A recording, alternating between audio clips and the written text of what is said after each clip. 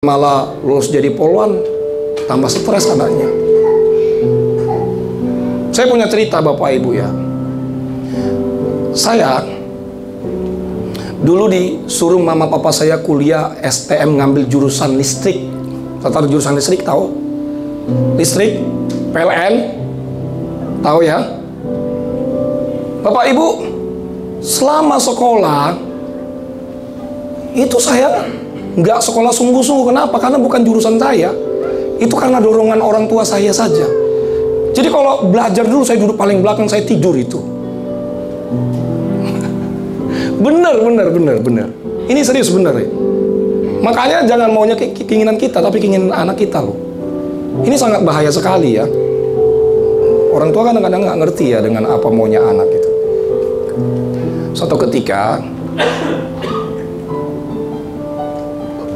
lampu rumah kami kan rusak gitu, nggak tahu apa saklarnya atau apanya lagi itu, putus. Jadi mamanya, Cok, iya mak, kamu kan udah ya sekolah jurusan listrik, ini lampu kita rusak ini, coba ganti dulu. Apa yang rusak? Dalam hati saya, aduh apa yang rusak ini ya, padahal nggak pernah sekolah yang mudah-mudahan. Ini kacau, bener serius, ini bener serius. Saya bilang ngomong, aduh ini apa yang rusak ini? Di mama saya nggak tahu, saya itu kalau di sekolah itu tidur duduk paling belakang, suka tidur gitu loh. Padahal saya sukanya mesin loh. Itu bener loh. Tapi pun kalau misalkan sudah terlanjur Pak Bu, doakan terus anaknya supaya ada kerinduan, keinginan untuk mau belajar. Saya punya abang, ini kesakitan mana? Abang saya itu tamatan dari USU, cerdas, pintar, kayak saya pintar nih. Saya pintar loh, bener. Saudara kayak nggak yakin gitu saya pintar. Iya bener, abang saya cerdas, dapat beasiswa di USU. Nah, selesai kuliah, dia kerinduannya pengen jadi pendeta. Jadi dia mendaftarlah ke salah satu universitas no mention. Saudara pernah dengar Universitas no mention? Jadi pendeta lah. Mama saya udah setuju juga. Dan dia memang bakatnya jadi pendeta. Wow, mau jadi pendeta lah. Kalah dulu kalau kita mah, dulu kan saya belum jadi pendeta, kita pendekar kan. Wah, kehidupan sehari-harinya mah rohani banget. Waduh, malaikat sampai kalah. Nah, akhirnya daftarkan karena kecerdasan. Memang cerdas dia. Dan pada akhirnya saudara tahu, cadangan ke-40. Bukan nggak masuk, cadangan ke-40. Antrian. Dulu banyak yang daftar, sampai ribuan. Padahal cerdas dapat beasiswa. Mama saya sampai stroke, mulutnya sampai begini. Serius bener, stroke. Tapi sekarang udah sembuh. 1 tahun dia stroke. Kasihan. Cocok ya? Saudara kayak senang banget begini. Benar, stroke, tapi udah sembuh. Sampai ngomong aja susah. Saya bilang, Mama, kalau abang kita nggak masuk, gak usah dipaksain jadi pendeta. Ngapain? Tuh, Mama sekarang kan apa kan stroke kan? Iyalah anakku, gimana lah gitu-gitu. Ya. Karena kan udah khotbah malam biar agak supaya saudara ya nggak ngantuk aja, ya kan? Ini cuman canda-canda aja. Ya udah, sampai sekarang nggak jadi pendeta. Nah saya saudaraku, cita-cita jadi tentara, ya nggak jadi tentara, bener. Nggak ada dulu saya pengen jadi seorang pendeta, nggak ada kepikiran, nggak ada itu. Sampai 3 kali daftar saya gagal terus. Tuh, mama saya selalu menyuruh, udah kamu tentara, tentara. Masuk nggak? Bener. Saya itu orangnya simpel Bapak Ibu. Kenapa saya bilang simpel? Ya mendingan ya gini-gini aja hidup kan dulu. Ya, mendingan menjadi manusia biasa ya gitu. Maksudnya ya nggak banyak keinginan, yang penting hidup ya baik. Itu dulu saya begitu. Nggak banyak permintaan.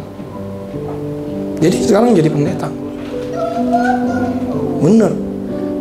Nah sebab itu Bapak Ibu, nggak ada seorang pun yang sempurna dalam hidup ini kecuali kita disempurnakan dalam Kristus. Jangan paksakan anak kita seperti maunya kita. Nggak bisa Pak. Tuhan menciptakan kita berbeda-beda, laki-laki dan kalau Tuhan menciptakan laki-laki, laki-laki nikah sama siapa? Kalau Tuhan menciptakan semua laki-laki lah. Kalau Tuhan menciptakan semua perempuan, perempuan nikah sama siapa? Ya kan? Berbeda-beda. Suami istri pasti beda pendapatnya Pak Bu.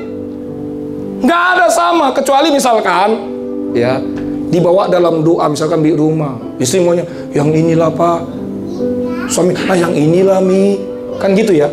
Oh gue yang mau inilah Ma, inilah Mi. Ya udah kita doa, kita tumpang tangan, kita sempurnakan dalam Yesus, gitu baru benar. Dibawa dalam doa. Amin. Beri tepuk tangan dulu, beri pujian bagi Allah. Yang ketiga, saya undang pemusik. Ayat 33. Siapakah yang akan menggugat orang-orang pilihan Allah? Allah yang membenarkan mereka, siapakah yang akan menghukum mereka? Yang ketiga, bagaimana kita dapat mengetahui bahwa kita menjadi seorang pemenang? Karena kita adalah orang pilihan Allah. Bilang sama saya, katakan, saya adalah orang pilihan Allah. Tidak ada yang bisa menggugat orang-orang pilihan Allah. Tidak ada yang bisa menentang orang-orang pilihan Allah. Karena kita adalah biji matanya Tuhan. Amin. Saudara biji matanya Tuhan. Kalau saudara biji matanya Tuhan, dengar baik, kita harus mengucapkan kata-kata berkat, menanam kata-kata berkat dalam mulut kita. Kita memperkatakan kata-kata berkat. Kata-kata yang kita keluarkan setiap hari seperti bibit. Ketika kita mengucapkan sesuatu, kita memberikan kehidupan pada kata-kata itu. Dan suatu saat kata-kata itu akan bertumbuh. Karena apa yang kita ikat di bumi terikat di surga. Saya punya kesaksian Bapak Ibu ya. Saya nama musik. Saya punya anak 2, istri 1. Jadi yang pertama itu kelas 1 SMP, yang kedua kelas 3 SD. Jadi anak saya sekolahnya di tempat istri saya, tunas bangsa. Nah, kemarin kan bagi rapot tuh. Anak-anak saudara yang pernah kemarin bagi rapot nggak anak-anaknya? Bagi rapot ya, pertengahan semester ya? Ya bagi rapot. Anak saya ini yang nomor 1 itu dipanggil wali kelasnya, dipanggil gitu. Nah, waktu dipanggil, ada isi saya. Wali kelasnya komentar sama anak saya, dibilang gini, Bu, mohon maaf katanya, anak ibu sekarang nilainya semakin menurun. Terus, oh gitu ya Bu, kata istri saya. Iya. Kenapa makin menurun ya Bu? Katanya. Ya mungkin, kata wali kelasnya, mungkin kurang pendampingan. Kurang pendampingan seperti apa lagi? Papanya pendeta kan cerdas. Biasa kan, buah tidak jauh dari pohonnya kan. Ya tanpa belajar aja biasanya udah ingat sih. Gen kecerdasan itu ada loh sama bapaknya loh, bener loh. Jadi anak saya itu pintar loh, cerdas kayak bapaknya. Saudaranya kayaknya kalau ngomong tentang kecerdasan nggak ikhlas begitu, saya pintar loh. Nah, anak saya ngomong sama wali kelas, ini bener nih, kemarin dia ngomong, dibilang begini, Bu, papa saya saja nggak komentar, bahkan nggak pernah menyarankan saya supaya saya tetap juara 1. Oh masa sih katanya? Iya. Saya nggak pernah ya. Anak-anak saya itu selalu saya doain, saya tumpang tangan. Memang saya doain juara 1, diberkati, berhasil, sukses. Tapi nggak pernah saya bilang, kalau kau nggak juara 1 ya, pites kepala kau. Gue pites mulut kau. Awas kau. Nggak pernah itu, nggak pernah. Makanya wali kelasnya heran loh. Sampai dia bilang, papa saya nggak selalu memaksa saya juara 1, Bu. Wah, ini wali kelasnya kaget gitu. Bilang, ini anak pendeta kali ini ya, gitu ya. Siapa yang ngajarin? Dia bilang, bapaknya ngajarin, nggak apa lagi. Mungkin saudara kadang-kala ya, kita udah juara 1, tiba-tiba menurun ya kan. Juara 1 ke juara 40. Itu mau drastis banget gitu. Kalau 2-3 mah wah itu wajar. Di juara 1 ke 40 mah udah ngeri tuh.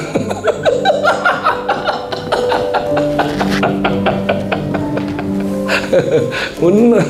Ya, sebab itu Bapak Ibu yang sudah nama Yesus, saudara adalah pilihan Tuhan. Amin. Dan orang-orang pilihan Tuhan itu, saya percaya saudara pasti disertai oleh Tuhan.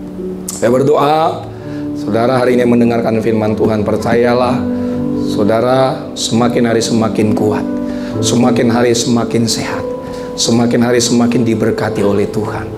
Dan saya berdoa kita tidak hanya saja itu cakap mendengarkan firman Tuhan, tetapi kita cakap melakukan firman Tuhan. Beri tepuk tangan, beri pujian bagi Allah. Yuk sama-sama kita bangkit di saudaraku. Kita angkat satu pujian. Terima kasih Tuhan. Sama-sama kita bangkit beri.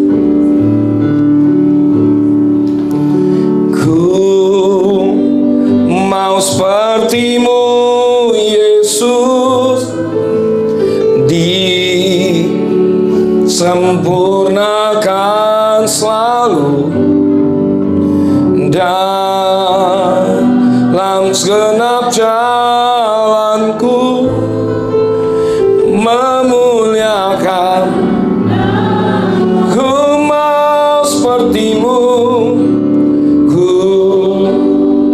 mau seperti-Mu Yesus,